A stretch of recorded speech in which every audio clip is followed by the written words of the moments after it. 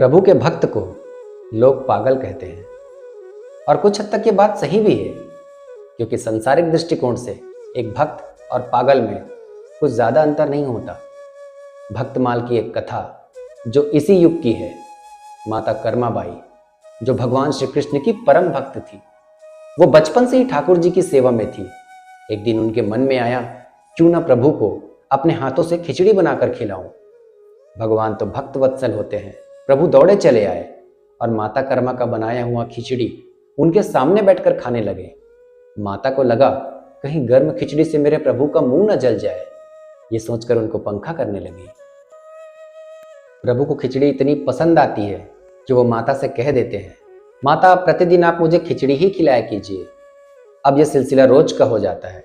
माता सुबह उठती, सबसे पहले अपने ठाकुर जी के लिए खिचड़ी तैयार करती और उनको खिलाने के पश्चात घर का सारा काम करती। एक दिन उनके घर में एक संत का आगमन होता है।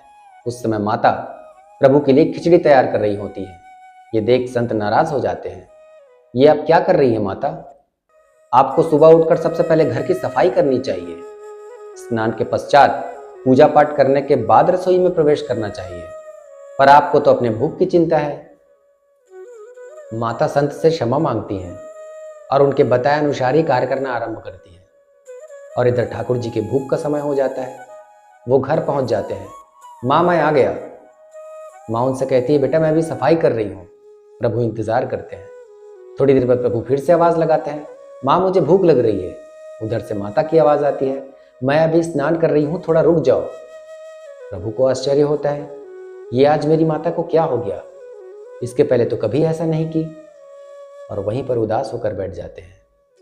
थोड़ी देर बाद माता स्नान करके आती है, खिचड़ी बनाती है, पूजा करती हैं और उसके बाद भोग लगाती हैं।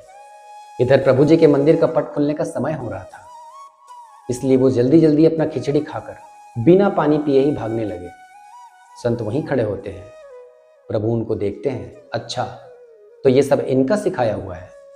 संत भी सोचते हैं, ये कौन बालक है जो भगवान के लिए बनाए हुए प्रसाद को खाकर भाग रहा है। इधर पुजारी जी जब मंदिर का पट खोलते हैं तो देखते हैं कि प्रभु के मुख पर खिचड़ी लगी हुई है। पुजारी जी समझ नहीं पाते। उस रात प्रभु उनके स्वप्न में आते हैं और उनसे कहते हैं, पुजारी जी आप जरा जाकर देखिए, मेरी माता कर्मा जी के यहाँ किसी का आगमन हुआ है। वो पता नहीं मेरी माता को कैसी पट्टी पढ़ा दिए हैं। पुजारी जी समझ जाते हैं। वो तुरंत वहां पहुंचकर अपने स्वप्न के विषय में संत को बतलाते हैं। संत माता कर्मा के चरण पकड़ लेते हैं। मुझे क्षमा कर देना माता, मैं आपके निस्वार्थ प्रेम और आपके भक्ति की पराकाष्ठा को पहचान नहीं पाया। आप जैसे पहले ठाकुर जी की सेवा करती थी वैसे ही करना, क्योंकि आपके प्रेम के सामने हमारे इस नियम धर्म का कोई मोल नहीं। माता पहले जैसे ही सब कुछ करने लगी। समय बीतता गया। फिर एक दिन आया जब माता कर्मा की आंखें सदा के लिए बंद हो गई। उस दिन जब पुजारी जी ने मंदिर का पट खोला तो देखा प्रभु जी की आंखों से आंसू बह रहे थे। पुजारी जी की सभा में हड़कंप मच गई। सबको लगने लगा, हे प्रभु हमसे कौन सी भूल हो गई। सब प्रभु से क्षमा याचना करने लगे। उस रात प्रभु जी ने पुजारी जी के स्वप्न में आकर उनसे कहा, पुजारी जी मेरी माता इस लोक को छोड़कर परलोक की यात्रा पर चली गई।